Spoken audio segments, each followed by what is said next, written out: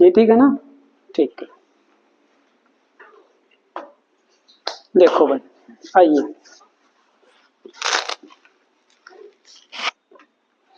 आज का main topic अपना क्या रहेगा? सुक्रोज के नेक्स्ट मैंने क्या बताया था? सुक्रोज से नेक्स्ट मैंने बताया था माल्टोज। माल्टोज को लेते हैं, ठीक है। माल्टोज की क्या कहानी है? माल्टोज, माल्टोज का मेन सोर्स मैंने क्या बताया? मेनली ग्रेन से मिलता है ना, जैसे व्हीट हो गया, ओके, ग्रेन से मेनली मिल जाएगा माल्टोज, ठीक है। इसमें होता क्या है, इसको आप ऐसे याद करोगे, 1,4 alpha alpha, 1,4 alpha alpha, okay. यानी कि एक जो मोनोसैकेराइड यूनिट होगी उसका कार्बन नंबर 1 और दूसरी वाली का कार्बन नंबर 4 के बीच में ग्लाइकोसिडिक लिंकेज होगी। मोनोसैकेराइड यूनिट कौन सी होगी? सर ये होगा अल्फा डी ग्लूकोज, है ना, और दूसरे वाला भी अल्फा डी ग्लूकोज। सर अब की बार तो थोड़ा सा आसान हो जाएगा, बिल्कुल हो जाएगा, थोड़ा सा आसान हो जाएगा, बना लेते हैं, बना लो भाई। अल्फा डी ग्लूकोज, सबसे पहले हम क्या करते हैं, एक हेक्सागन बनाते हैं सर, ऐसे यहाँ पे ऑक्सीजन लगा देते हैं, है ना, ऑक्सीजन लगा दिया। फिर उसके बाद में इस कार्बन पे अल्फा में OH राइट में था, नीचे आ गया था, कार्बन नंबर दे दो 1 2 3 4 5 और सर यहाँ पे ये कार्बन नंबर 6। इतना करेंगे, जैसे मैं बनाता हूं ना वैसे ही चलना आप। सर कार्बन नंबर 5 पे हम राइट राइट लेफ्ट राइट करते थे, तो सर 5 वाला तो OH इधर चला गया, 4 वाला भी राइट में है मतलब नीचे, 3 वाला लेफ्ट में होगा ऊपर, 2 वाला राइट में नीचे, नहीं करते थे ना, नीचे से ऊपर की तरफ चलते थे, right right right right left right, तो ये ऐसे ही है, ठीक है, ओके। ये बन गया अल्फा डी ग्लूकोज।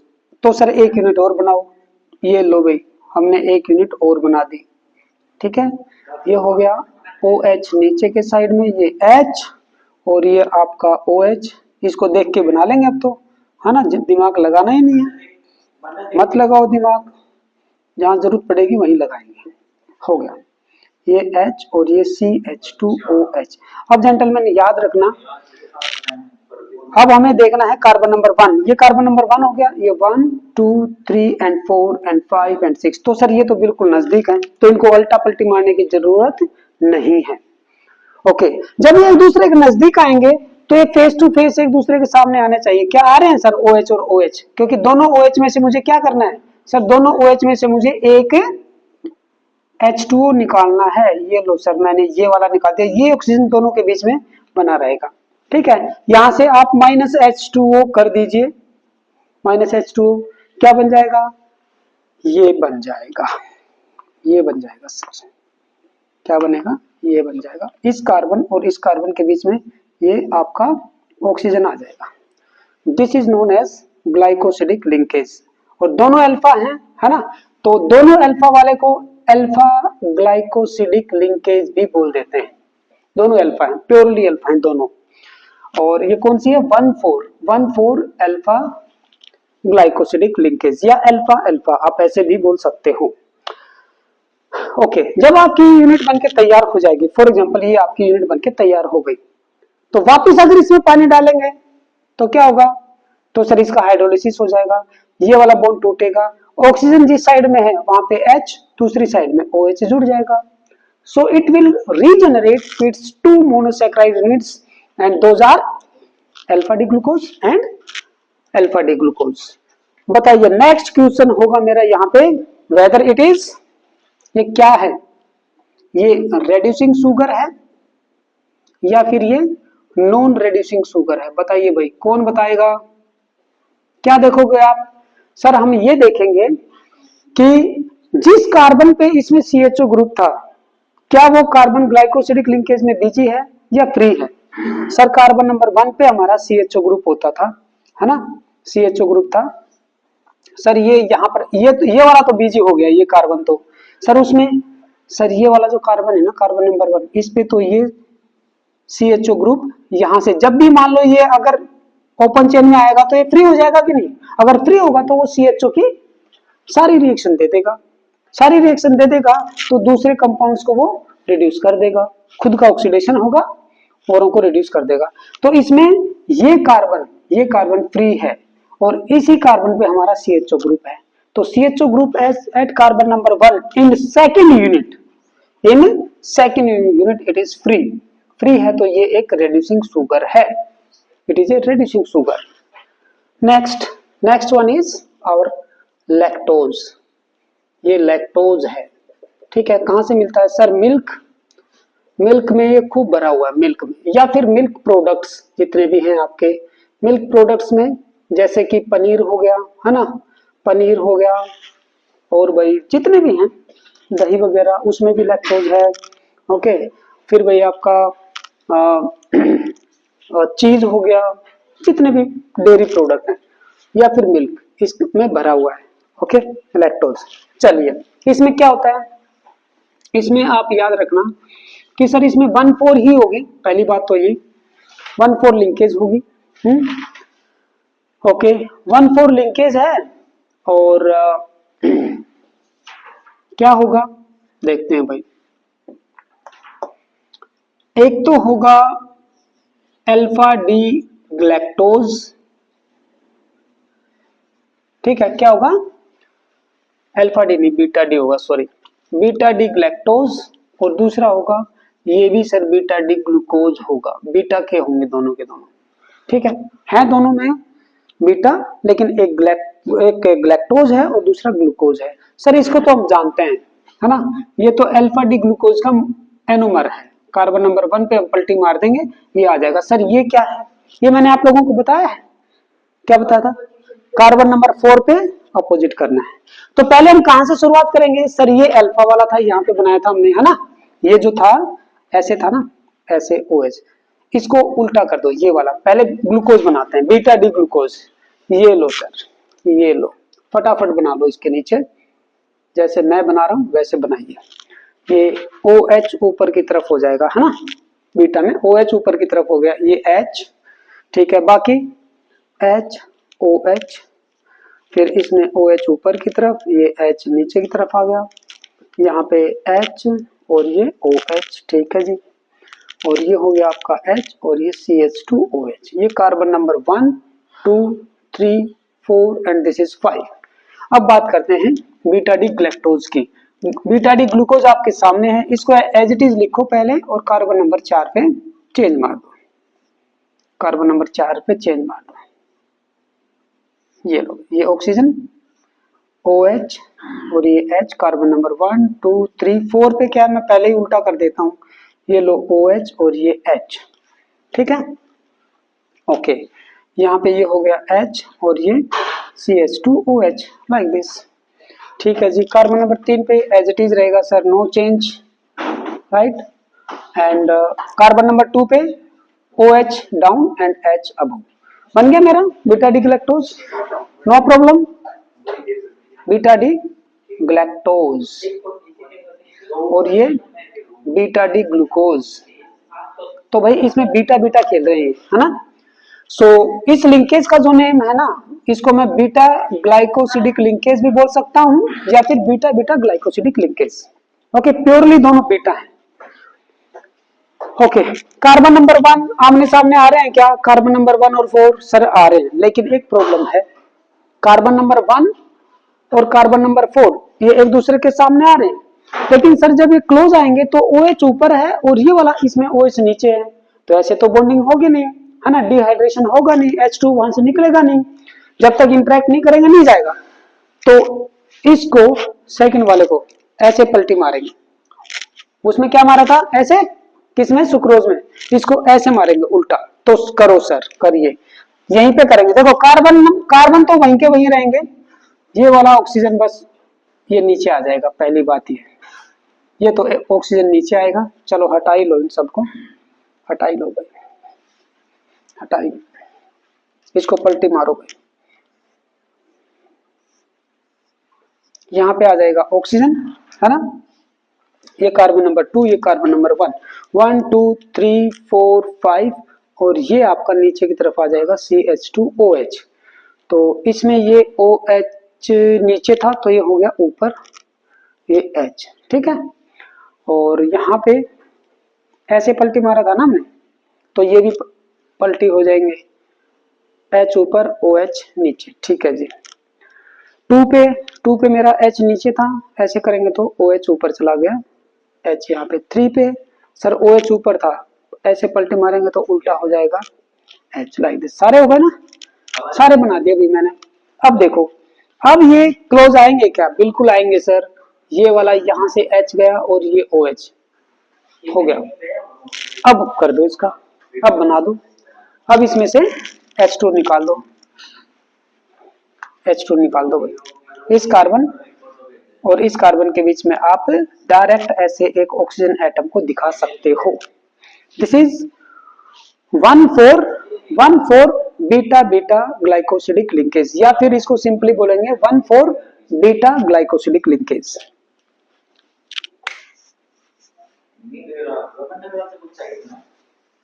हो गया, बढ़िया डायग्राम बना लो इसका अच्छे से।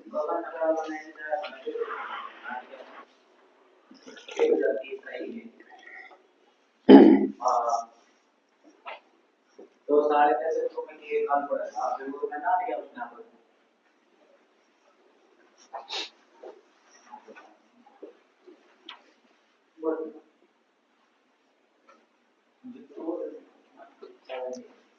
हो गया, मैंने सोर्स बता दिया, इनके स्ट्रक्चर को डिस्कस कर दिया। फिर इसका लास्ट क्या बचता है बेटा? लास्ट बचेगा क्या ये रेड्यूसिंग शुगर है? क्या लग रहा है आपको? सर कार्बन नंबर 1 वाला ये CHO ग्रुप तो बिजी हो गया सर, फ्री नहीं है। CHO group is not busy, but इसमें ये वाला फ्री है, देखो सर, है ना? ये वाला कार्बन नंबर 1 जिसके ऊपर CHO ग्रुप होता है दैट इज फ्री। तो ये इसकी प्रेजेंस की वजह से free reducing, sorry it is reducing sugar. आप लिख सकते हो lactose is also reducing sugar. हो गया, बस इसमें इससे ज्यादा और कुछ नहीं आने वाला भी, इससे ज्यादा और कुछ नहीं आएगा। इसकी स्ट्रक्चर, इसकी monomer unit, type of linkage, यही आएगा डाइसैक्राइड में, और इससे बाहर कुछ भी न तो पूछा गया है और न पूछा जाएगा। चलिए नेक्स्ट देखो, नेक्स्ट हम चलते हैं किसकी दुनिया में? पॉलीसैक्राइड्स की दुनिया में। पॉलीसैक्राइड्स ऐसे कार्बोहाइड्रेट जिनमें more than 10 number of monosaccharide unit होंगी। सो मैंने इसके अंदर जो एग्जांपल दिए थे वो थे सेलुलोज, फिर उसके बाद में स्टार्च, फिर उसके बाद में ग्लाइकोजन।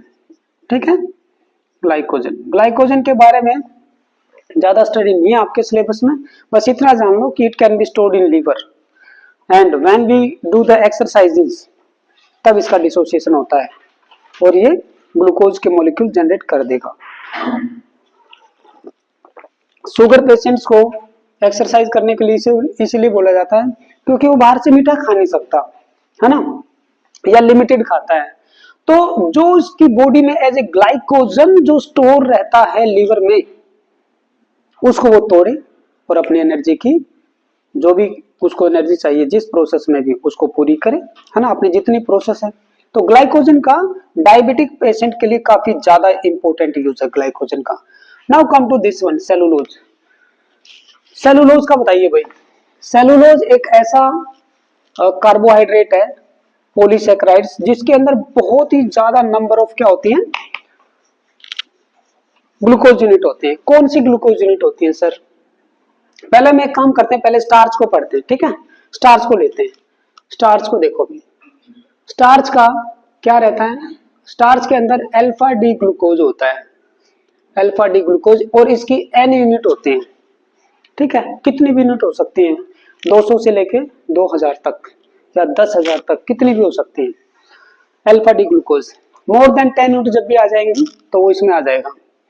और अब देखो अल्फा डी ग्लूकोज यूनिट है सारी की सारी, इसके अंदर कोई बीटा या कोई दूसरी टाइप का नहीं है, प्योरली अल्फा डी ग्लूकोज। इस स्टार्च को दो टाइप में डिवाइड किया गया है। टाइप क्या?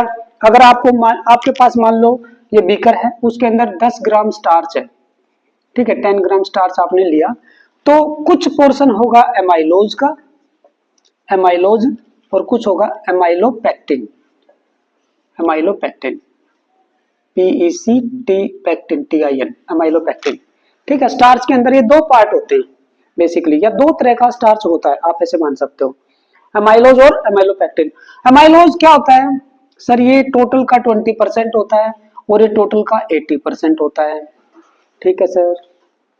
इसके अंदर मोनोमर यूनिट क्या है, वही है अल्फा डी ग्लूकोज, इसके अंदर भी वही है, लेकिन यहां पर जो लिंकेज होगी ना वो C1C4 C1C4 ऐसे ही चलती जाएगी और ये एक लीनियर चेन बनाएगा, ये एक स्ट्रेट चेन कार्बोहाइड्रेट है, ठीक है, स्ट्रेट चेन कार्बोहाइड्रेट जिसके अंदर कौन सी लिंकेज होती है, C1C4, ऐसे चलता जाता है, ठीक है। पूरा हेक्सागन बनाने की जरूरत है क्या, समझ जाओगे, इसके अंदर C1C4 लिंकेज है सारी की सारी। लेकिन इसके अंदर सर इसके अंदर तो है ना, जैसे C1C4 चलता जा रहा है, C1C4 और सर बीच में है ना, बीच में कार्बन नंबर, इस वाली चेन का कार्बन नंबर 6 के साथ, ये मुझे दिखाना पड़ेगा, कार्बन नंबर 6 के साथ ब्रांचिंग हो जाती, सारी की सारी नहीं, जैसे एक यहां से हो गया, एक थोड़ा सा आगे से हो गया, है ना, ये नीचे चेन चल रही है, ये कार्बन नंबर 6 है, कार्बन नंबर 6 में यहाँ पे कार्बन नंबर 5 होता है हमारा, ठीक है, ऐसे करके हमारा हेक्सागन बनता है ना, ये कार्बन नंबर 4, ये 3, ये 2, ये 1 और ये ऑक्सीजन, ऐसे, ठीक है। कैसे होता है मैं अभी दिखाता हूँ इसको, एमाइलोपेक्टिन में ब्रांचिंग कैसे होती है। तो एमाइलोपेक्टिन में आपको दो तरह की लिंकेज मिलेंगी, कौन कौन सी, एक तो C1C4 और दूसरी C1C6, ये वाली C1C4 एंड C1C6। देखते हैं भाई, ये लो अल्फा डी ग्लूकोज बना लो फटाफट, सर OH नीचे H ऊपर, CH2OH और ये H, ये ऑक्सीजन, ठीक है सर। ये 1 हो गया, 2, 3, 4 एंड 5, राइट नीचे और ये लेफ्ट और ये राइट, ठीक है, H हो गया भाई, मेरा रेडी हो गया, अल्फा डी ग्लूकोज मेरा रेडी हो गया, अल्फा डी ग्लूकोज, ठीक है। तो दूसरा एक और बनाइए फटाफट,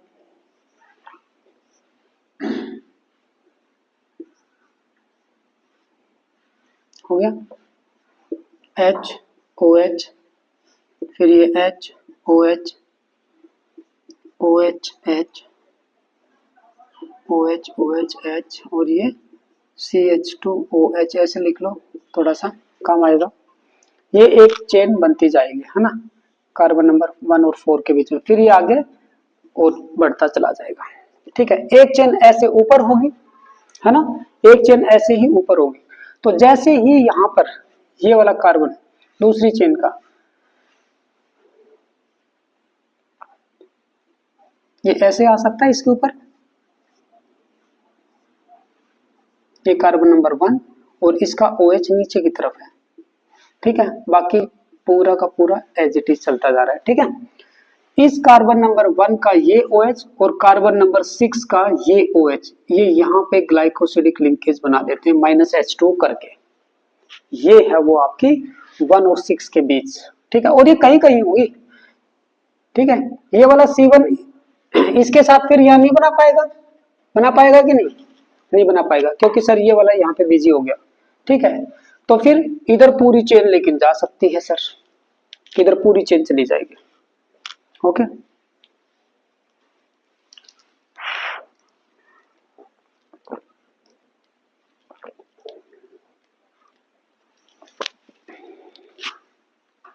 हो जाएगा, हो गया सर,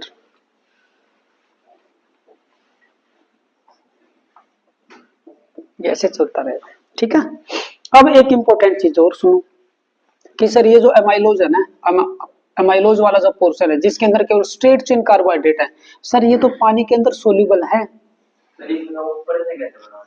कैसे, ये कार्बन नंबर 1 OH, जैसे ये वाली देखो, ये वाली जो चेन होगी ना, जैसे इस साइड में है जितनी भी चेन है, तो कोई जरूरी नहीं है कि ये इधर बनाए, जब इसको इधर से अवेलेबल होगा तो ये इधर भी ब्रांचिंग कर सकता है, ठीक है ना, ऐसे ब्रांचिंग कर लेगा इसके साथ, ठीक है। और अगर मान लो ये नहीं मिला और अगर इधर ये हो गया तो भाई यहाँ पर और भी बहुत सारे अवेलेबल है, कौन सा मिल सकता है, इसको OH भी मिल सकता है, लेकिन नॉर्मली ये देखा गया है जब माइक्रोस्कोपिक स्टडीज की गई हैं, कार्बन नंबर 1 वाला और इसका कार्बन नंबर 6 ये आपस में एक दूसरे के साथ ब्रांचिंग करते हैं।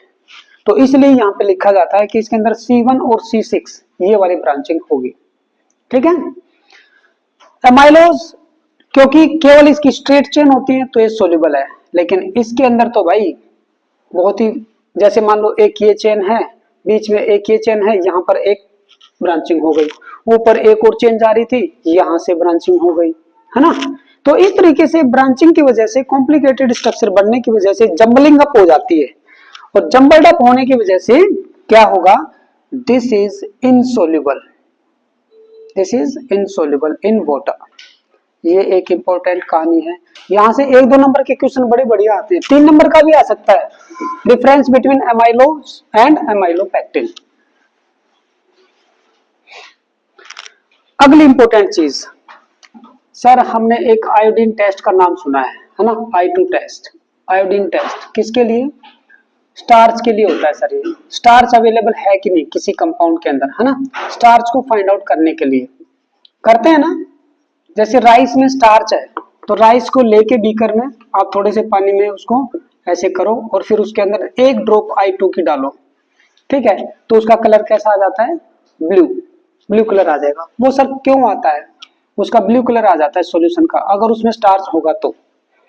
राइस में स्टार्च होता है, वो ब्लू कलर इसलिए आता है क्योंकि जो स्ट्रेट चेन है ना किसकी, एमाइलोज की, ऐसे रहते हैं, मान लो ये स्ट्रेट चेन है, okay, like this, like this, like this. तो क्या होगा, आयोडीन का एक मॉलिक्यूल बीच में ट्रैप हो जाता है, ठीक है, बीच में ट्रैप हो जाएगा। इसको ट्रैप करने में आपकी हेल्प करता है OH, जो पोलर ग्रुप है ना वो, जैसे एक ऊपर वाले का और एक नीचे वाले का, something like that, okay.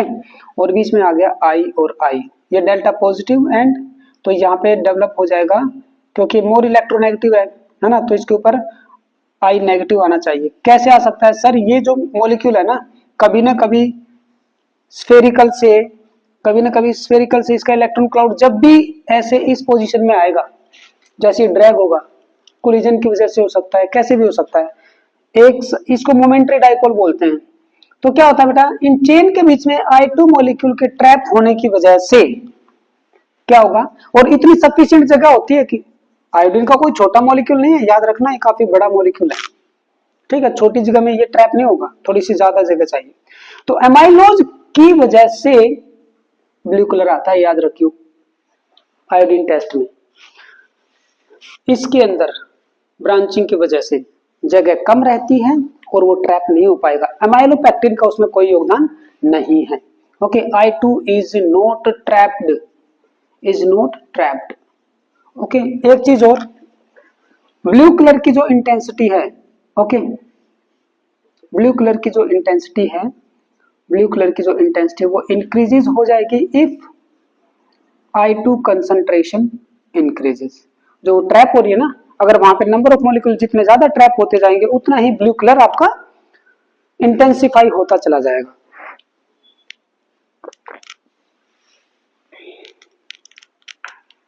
Okay.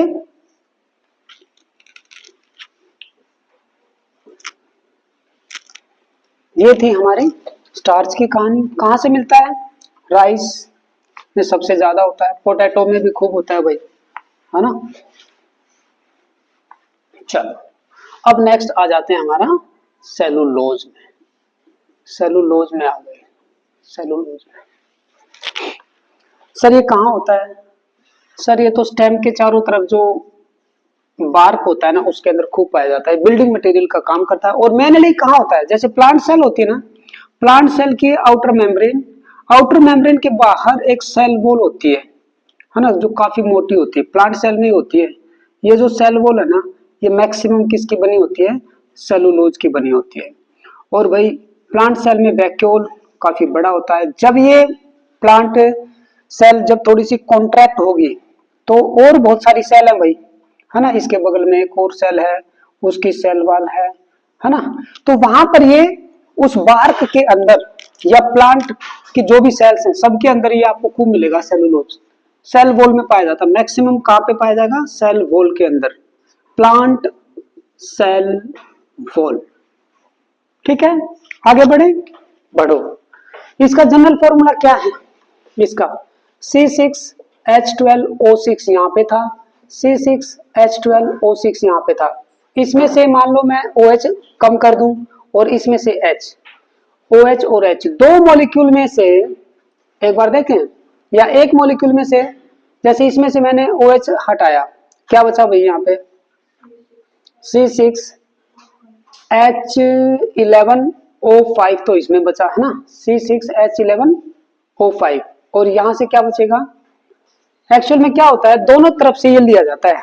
देखो ये हमारा हेक्सागन था ऐसे करके, यहाँ पे एक ग्लाइकोसिडिक लिंकेज, इधर भी एक ग्लाइकोसिडिक लिंकेज। ओके, अगर मैं इसको इंक्लूड कर लूं, जैसे मान लो ये OH इसका भी इंक्लूड कर लिया, इसका भी इंक्लूड कर लिया, तो ये हो जाता है मेरा क्या C6H12O6 एक यूनिट। लेकिन इसमें से ये ऐसे लिया जाता है भाई, एक तरफ से तो ऑक्सीजन को हटा दिया और दूसरी तरफ से ऑक्सीजन को इंक्लूड कर दिया, ये यूनिट बार बार रिपीट होती है, ठीक है ना। मैं इसको ऐसे नहीं लूंगा यहां तक, तो इसका जो जनरल फॉर्मूला वो आता है C6H10O5 और ये N स्टार्स का जनरल फॉर्मूला C6H10O5, ठीक है, ये रहेगा। एक ऑक्सीजन को कम कर दिया, यहाँ पे ऐसे मैं लिख सकता हूँ, this is the general formula of starch. चलिए C6H10O5।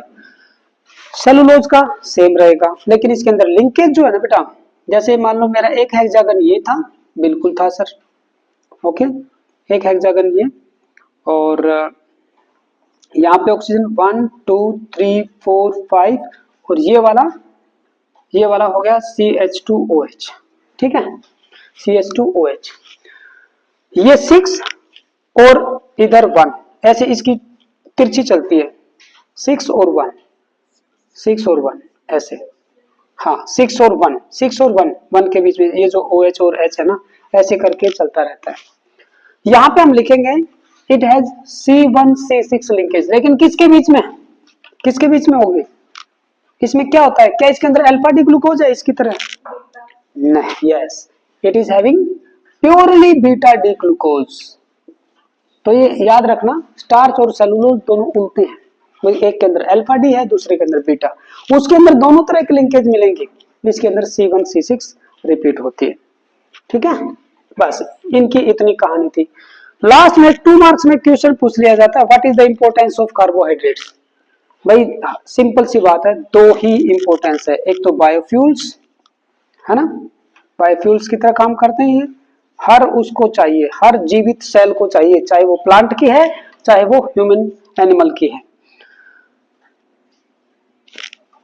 पेड़ पौधे दिन में तो खाना बनाते हैं, सनलाइट होती है, फोटोसिंथेसिस होती है, O2 रिलीज करते हैं, वो जो खाना बनाया, भाई पेड़ की जो ग्रोथ हो रही है वो उसी खाने से हो रही है ना, या उसको जितनी भी एनर्जी चाहिए जिन प्रोसेस में, तो उस खाने को वो यूज करता है। तो कब यूज करता है सर, दिन में भी करता है, रात में भी करता है, लेकिन फर्क सिर्फ इतना रहता है कि दिन में कम होता है, रात में फूड का जो मेटाबॉलिज्म है ये वाला C6H12O6 सर इसको यूज करता है, O2 कंज्यूम करता है प्लांट भी, बिल्कुल, क्या बनेगा CO2 प्लस H2O, बैलेंस कर लेते हैं, और साथ में एनर्जी, इस रिलीज एनर्जी को ह्यूमन तो हमेशा यूज करते हैं, लेकिन प्लांट ज्यादातर रात में यूज करते हैं, इसलिए कहते हैं प्लांट के नीचे रात में सोना नहीं चाहिए, क्योंकि वहां पे CO2 का लेवल उस टाइम थोड़ा ज्यादा रहता है, तो हमारे हेल्थ के लिए ठीक नहीं। कुछ पेड़ हैं जो रात में भी ऑक्सीजन बहुत अच्छी मात्रा में छोड़ते हैं, वन इज पीपल, पीपल ऐसे आएगा शायद, एंड वन इज बनिया ट्री, ठीक है, जो बरगद का पेड़ होता है। ये कुछ पेड़ हैं जो दिन और रात दोनों में अच्छे तरीके से रिलीज करते हैं।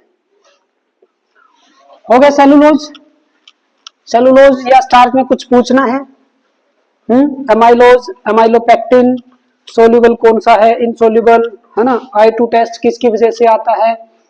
एक चीज और, वन मोर सर, एमाइलोज में तो आपने बता दिया सर वो 20% है, एमाइलोपेक्टिन 80% पोर्शन है, इनसोल्यूबल पोर्शन ज्यादा होता है।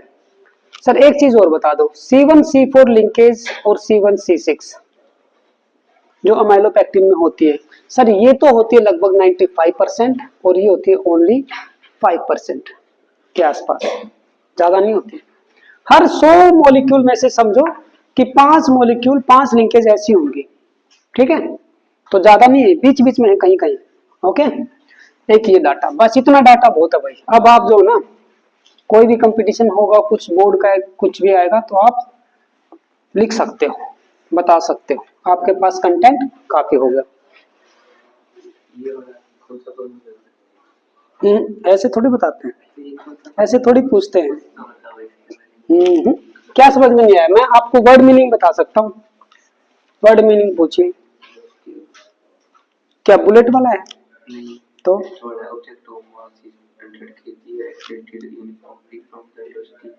हाँ, तो एक्सेलरेट हो रही है, जो दिया है वो लिखो। फाइंड आउट बोला होगा ना, फाइंड आउट। हाँ, कितनी फोर्स, फोर्स कितनी लगी, एफ, एफ फाइंड आउट करनी है। चलो भाई, हाँ नेक्स्ट, फोर्स का फॉर्मूला है ना उसमें, वो लगाओ। नेक्स्ट देखो भाई, अब हम चलते हैं प्रोटीन्स में। पॉलीसैकेराइड में अपना सब कुछ हो गया, कार्बोहाइड्रेट में तीनों हो गए अपने, मोनोसैकेराइड, डाइसैकेराइड हमने कर लिए, फिर उसके बाद में पॉलीसैकेराइड्स कर लिया, है ना। ग्लूकोज फ्रक्टोज हमने बहुत पढ़ लिया। अब हम करते हैं प्रोटीन्स, कुछ नहीं बचा भाई उस पोर्शन में। प्रोटीन्स, प्रोटीन्स क्या है सर? प्रोटीन पॉलीमर्स हैं, दीज आर पॉलीमेरिक चेन्स। किसकी? Polymeric chains of alpha amino acids. ये मोनोमर यूनिट होती है। मोनोमर मतलब वो सबसे छोटी यूनिट जिसके रिपीट होने से कोई भी पॉलीमर बनता है। Alpha amino acid is the repeating unit, that is monomer in proteins. Sir alpha amino acid मतलब क्या? कार्बन पे एक COOH ग्रुप है, एसिड, और जिस कार्बन पे COH ग्रुप होता है वो हमारा अल्फा कार्बन होता है, और उसके ऊपर अगर एक NH2 ग्रुप आ जाए तो ये हो गया अल्फा के ऊपर एमिनो और एसिड। बाकी सर इधर एक H और इधर ये R, और ये जो R है ना ये वेरी करता है, ये R वेरी करता है। सर R जो ना H भी हो सकता है, ठीक है। R अगर H होगा तो ये सबसे छोटा अल्फा एमिनो एसिड होगा और इसका नेम होगा ग्लाइसिन। आई थिंक ये स्पेलिंग ठीक है, ग्लाइसिन, ठीक है। और किसी भी अल्फा एमिनो एसिड को पहले 3 वर्ड से डिनोट किया जाता है, GLY, इसका मतलब ये ग्लाइसिन है। और इसकी और छोटी फॉर्म है, इसको G से डिनोट किया जाता है, ठीक है। ये सब IUPAC के स्टैंडर्ड्स हैं, नोमेनक्लेचर है इसकी। ओके, अगर R की जगह पे एक कार्बन वाला मैं CH3 ग्रुप लगा दूं, है ना, इधर से ये बॉन्डिंग होगी, ये इधर से CH3 यहाँ पे लगा दूं तो ये हो जाएगा एलानीन, एलानीन, और इसको ALA, एला, और A से डिनोट किया जाता है, ठीक है। नेक्स्ट, और कोई बताएं एलानीन के अलावा?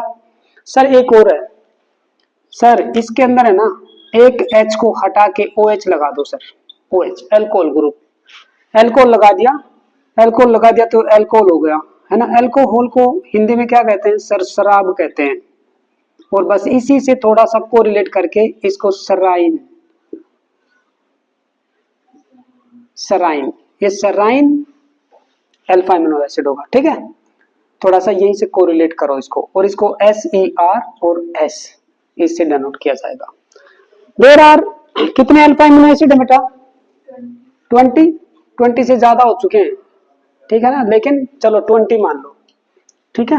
इट इज 20 के अंदर, 20 के अंदर 10 एसेंशियल होंगे, essential alpha amino acid, alpha amino acid, और 10 नॉन एसेंशियल होंगे, नॉन एसेंशियल। नॉन एसेंशियल मतलब non essential alpha amino acid वो हैं जिनकी हमें बाहर से जरूरत नहीं पड़ेगी, बॉडी अपने आप उनको बनाती है ना।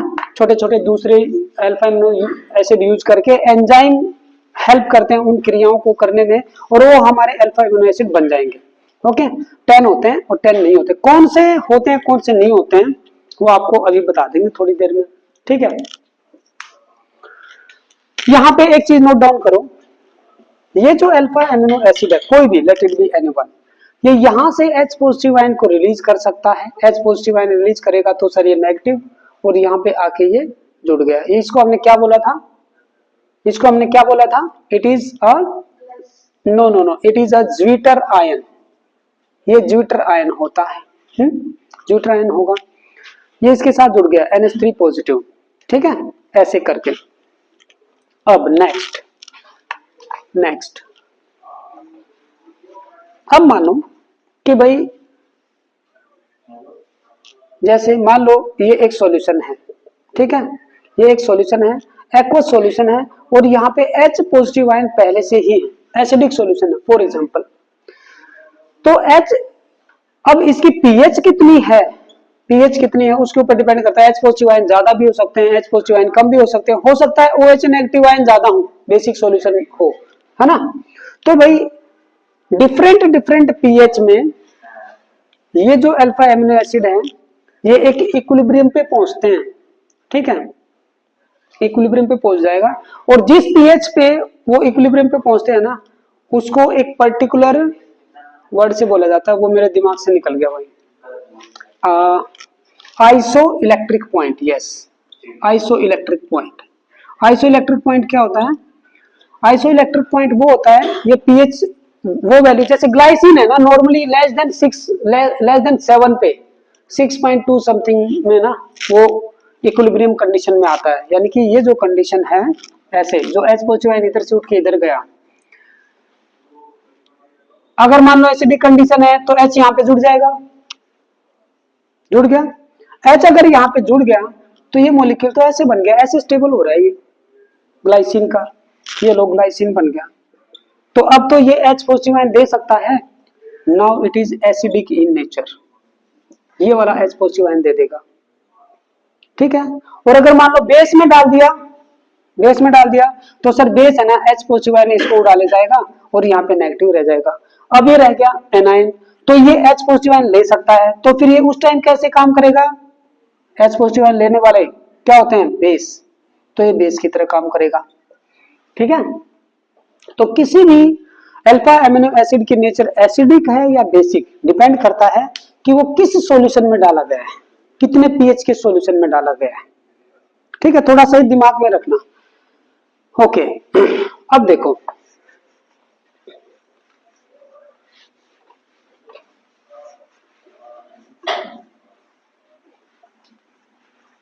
ज्विट्रायन हो गया।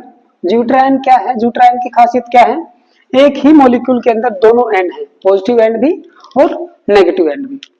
नाउ प्रोटीन की प्राइमरी स्ट्रक्चर, सेकेंडरी, टर्सरी और क्वार्टरनरी, ये लेंगे हम कल, आज नहीं लेंगे, ठीक है। इनकी चारों की स्ट्रक्चर अपने सिलेबस में है, ये कल करेंगे एक साथ, ठीक है। नेक्स्ट जो टॉपिक मैं ले रहा हूं वो मैं लूंगा विटामिन का। विटामिन क्या होते हैं, ये क्या होते हैं, these are organic molecules required in small amount, ज्यादा अमाउंट में नहीं चाहिए, small amount, for the proper growth and functioning of body, ठीक है। थोड़ी सी अमाउंट में चाहिए। कितनी तरीके के होते हैं sir, vitamin A, B, C, D, E and K ऐसे होते हैं। नहीं, पॉलीसेकेराइड खत्म हो चुके बेटा, polysaccharide was a part of carbohydrate, वो खत्म हो गया। फिर उसके बाद में हमने लिया प्रोटीन। प्रोटीन के अंदर हमने केवल अल्फा एमिनो एसिड को डिस्कस किया है, और उसके अंदर उसकी नेमिंग को डिस्कस किया है, डिफरेंट टाइप के कितने हैं ये डिस्कस किया है, ओके। फिर उसके बाद में ज्विट्रायन को डिस्कस किया, एंड आफ्टर दैट मैं इसमें बताने वाला था आपको primary, secondary, tertiary and quaternary जो स्ट्रक्चर होती है प्रोटीन्स की, वो एक काफी बड़ा टॉपिक है, उसको हम कल लेंगे, काफी इंटरेस्टिंग भी है, ओके। और एक साथ हो जाएगा वो, प्राइमरी, सेकेंडरी, टर्सरी और क्वार्टरनरी प्रोटीन्स, स्ट्रक्चर बेस्ड होता है वो, ओके। किस लेवल पे हम उसको ऑब्जर्व कर रहे हैं वो हम कल लेंगे। आज हम इसको करते हैं विटामिन को। विटामिन क्या होते हैं ये मैंने आपको बताया, नॉर्मली इतने टाइप के होते हैं। फिर सर बी में भी अलग अलग टाइप के होते हैं, vitamin B1, vitamin B2, B3, B6 like that. Okay, जिसको हम विटामिन बी कॉम्प्लेक्स के नाम से जाने जाते हैं।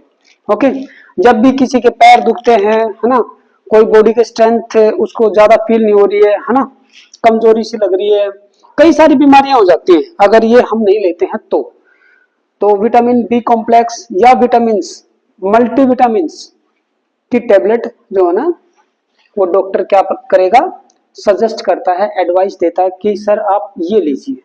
ओके, यहां पे एक बार नीट में क्वेश्चन आया था, क्या if more than one vitamin deficiency, कमी हो गई है एक से ज्यादा की, if more than one vitamins deficiency occur in human body then the disease is known as, उस डिजीज को किसके नाम से जाना जाएगा। एंड 4 ऑप्शन दिए थे, उसमें बहुत सारे बच्चों ने गलती करी। क्या होता है इसको बोलते हैं ए से शुरू होता है, ए विटामिनोसिस, ये उस डिजीज का नाम है। ठीक है, अगर एक से ज्यादा विटामिन की डेफिशिएंसी है, मान लो ये भी नहीं है आपकी बॉडी में, ये भी नहीं है, ये भी नहीं है, 3 नहीं है या 2 नहीं है, एक से ज्यादा, तो वो ये बीमारी हो जाएगी भाई, ए विटामिनोसिस। ठीक है, इसको आप नोट डाउन कर लो। चलिए, विटामिन के यहां से शुरुआत करते हैं। अगर इसकी कमी होगी तो क्या होता है बेटा, ब्लड क्लोटिंग में प्रॉब्लम आएगी, है ना, ब्लड क्लोटिंग में प्रॉब्लम आएगी। Blood clotting does not occur immediately, does not occur fast, जल्दी नहीं होगी।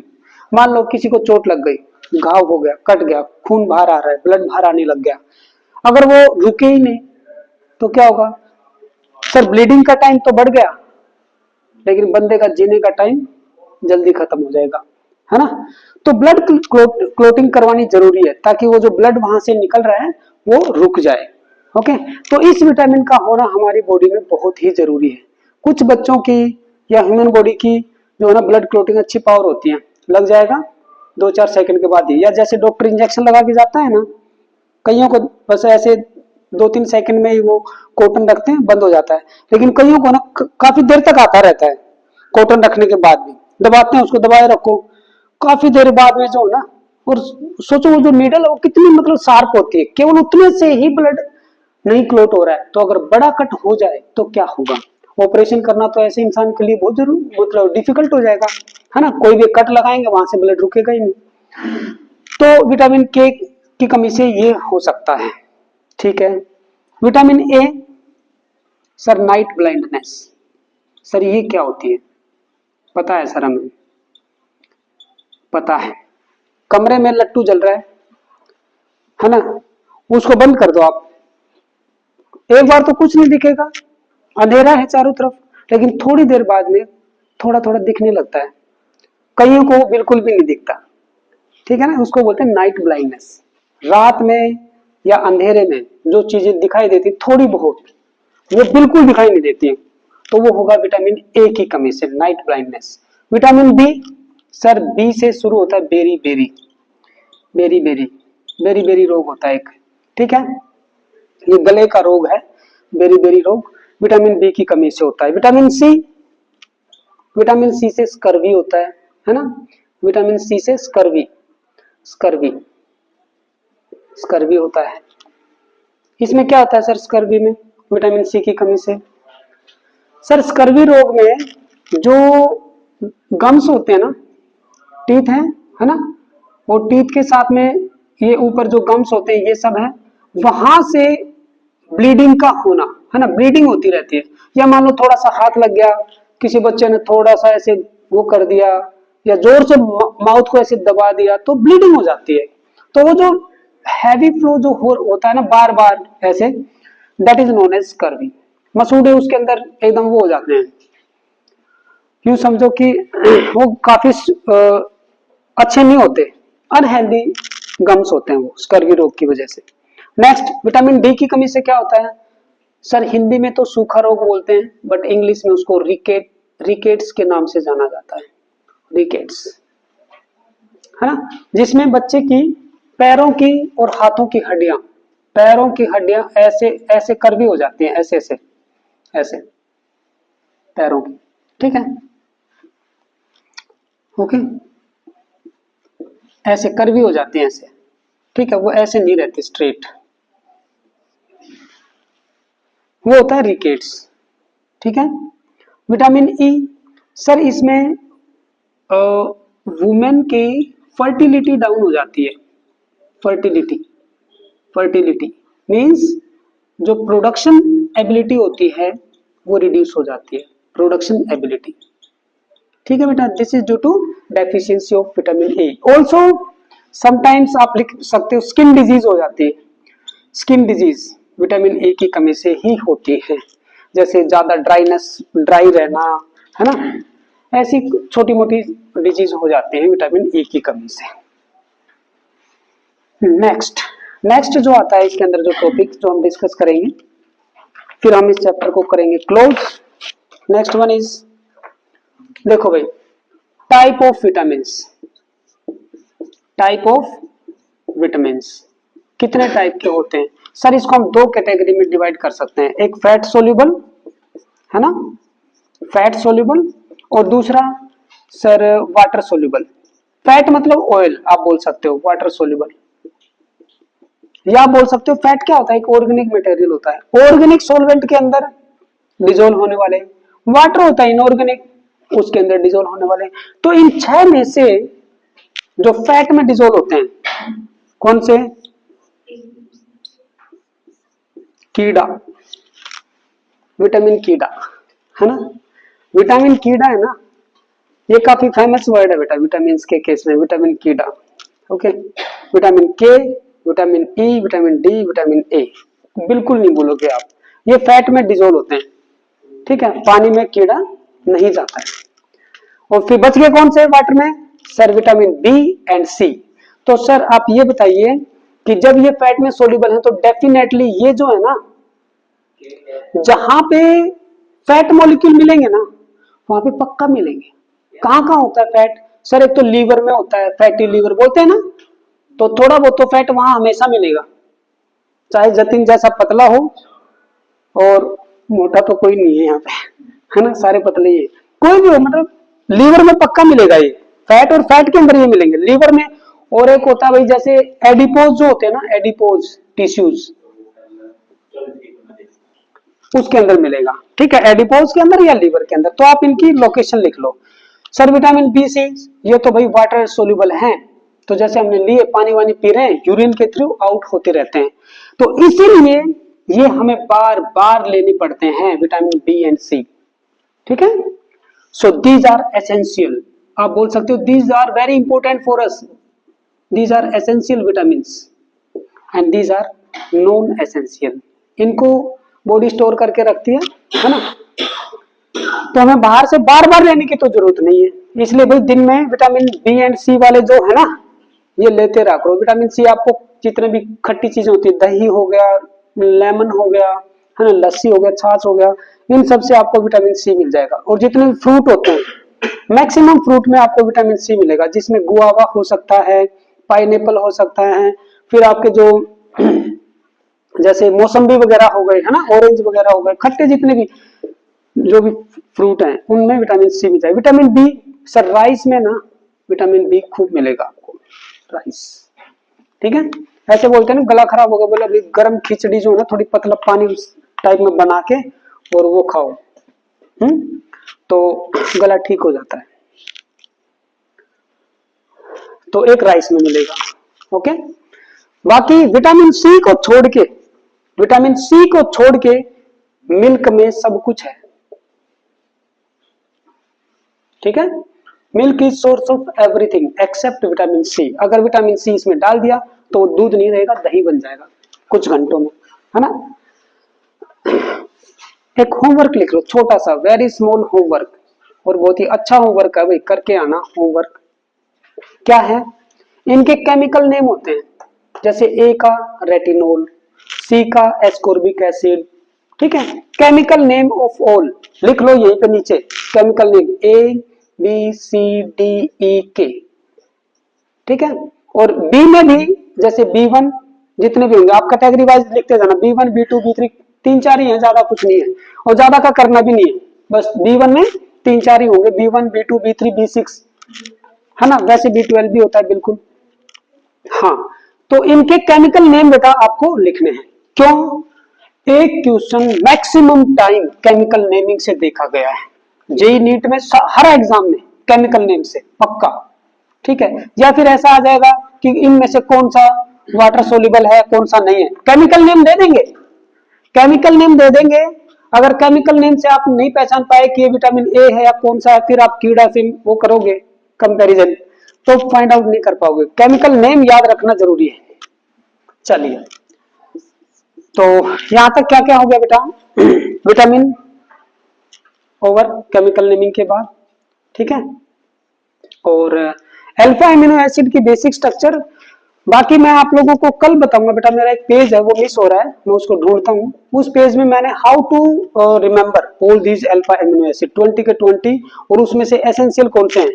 क्वेश्चन क्या आएगा पता है, which one of the following is an essential alpha amino acid, 4 दे दिए जाएंगे, तो आपको पता होना चाहिए। तो उसका ट्रिक मैं आपको कल बताऊंगा, कल की क्लास में, ठीक है। अल्फा एमिनो एसिड वाला, फिर हम करेंगे प्रोटीन्स वाला, फिर क्या बचेगा इसमें, डीएनए आरएनए वाला पार्ट, उसको थोड़ा सा और डिटेल में करेंगे। हाउ डीएनए, उसके अंदर कौन कौन से बॉन्ड होते हैं, कौन से बेस होते हैं, उसकी स्ट्रक्चर क्या होती है, वो सब डिस्कस करेंगे। डीएनए आरएनए की थोड़ी डिटेल स्टडी करेंगे। चलो, आज के लिए यहीं पे क्लोज करते हैं।